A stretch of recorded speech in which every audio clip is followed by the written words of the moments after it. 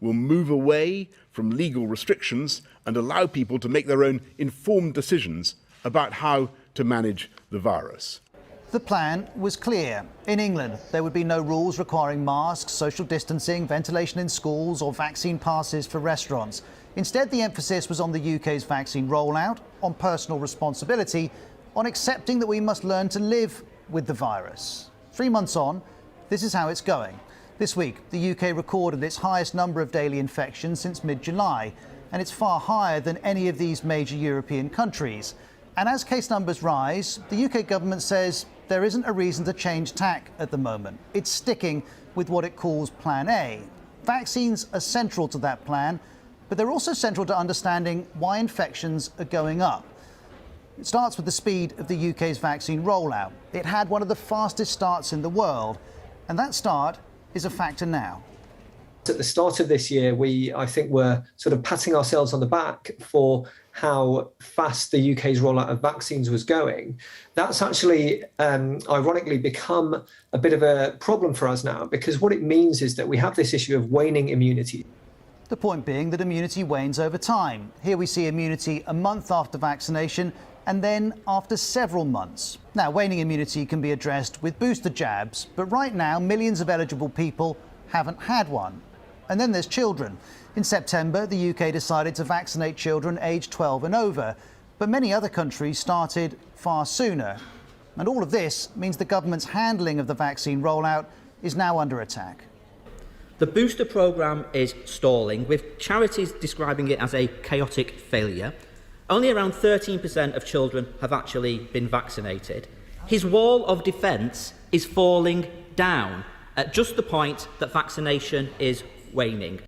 Well, as we're hearing, the government would refute that characterisation. But it is true that the rate of vaccinating children, the rate of boosters and waning immunity are all factors when we look at the rising case numbers. And that's not all. Social distancing and masks are relevant too. Indoor socialising in the UK is pretty much at full tilt. Scotland and Wales recently introduced vaccine passports for some large venues, but in the rest of the UK, they're not needed. As for masks, well, in Scotland, they're legally required in some circumstances. In England, the government doesn't require them, though some local authorities do on public transport.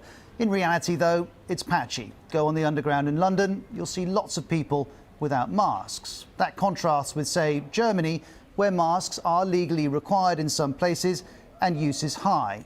And the Labour Party thinks there's a lesson here. Is it too much to ask, really, to ask someone on a crowded bus or tube to wear a mask? But also, why, forcing people to go back to work or ending any social distancing and ending advice about ventilation. All of these mitigations have been maintained on the continent. Their levels are now a fraction of ours. The data on the impact of mask wearing on the UK right now, though, is far from straightforward. There is, of course, large-scale research showing masks reduce transmission. But as John Byrne-Murdoch of the FT notes, data suggests right now they're not a major driver of case numbers. In a long Twitter thread, he posted, if you're encouraging, or at least not discouraging, lots of big, crowded indoor mixing, you'll get more transmission, masks or no masks. And we know that despite some policy differences across the 4 nations, including some mandatory mask wearing, we're seeing similar COVID patterns for all of the UK. And those patterns are leading some NHS leaders to call for a range of measures to be brought back. They say it's time for the government's Plan B. We are saying it is at risk and we need to take measures now. Measures like wearing masks in crowded places, avoiding unnecessary indoor meetings, working from home if you can. The government, though, doesn't agree with changing tack at this point. But listen to this from Sajid Javid. There are many more things that we can all do to help contain the spread of this virus, like meeting outdoors where it's possible, and if you can only meet indoors, letting in fresh air, like wearing a face covering in crowded and enclosed spaces. This advice raised eyebrows as Mr Javid and his Conservative colleagues don't wear masks in the House of Commons. But that plays into the government's emphasis on personal responsibility, on individuals taking their own decisions. The question is whether that approach, along with an emphasis on the vaccine, will be enough to keep the virus at a sustainable level for the NHS. Well, here's the rate of hospitalisations in the UK through the pandemic. It's rising, but this is nowhere near the first or the second wave of COVID. But there are risks here.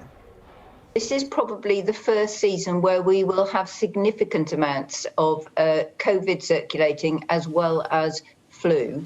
People's behaviours have changed. We're mixing more. Winter weather is coming along. Everybody's going into enclosed spaces. And if this winter is a bad flu season, it'll make the UK particularly vulnerable to rising COVID hospitalisations. And look at this chart. The UK has fewer hospital beds per person than Spain, Italy, France and Germany. Now, that lack of capacity is not caused by COVID. That's a far broader discussion about how healthcare works in the UK. But COVID can apply pressure to that capacity.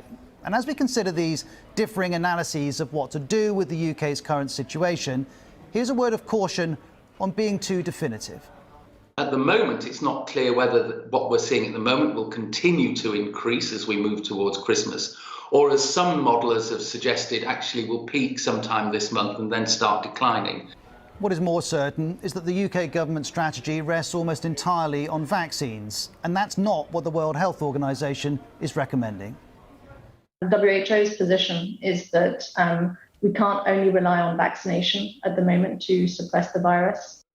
Since July, though, that is almost exactly what England has done. Life in many ways has gone back to normal, with the benefits that brings and the rise in cases that brings. And now, with the NHS warning that a tough winter is coming, so too are tough decisions for the government. It believes that for now, vaccines alone can work. This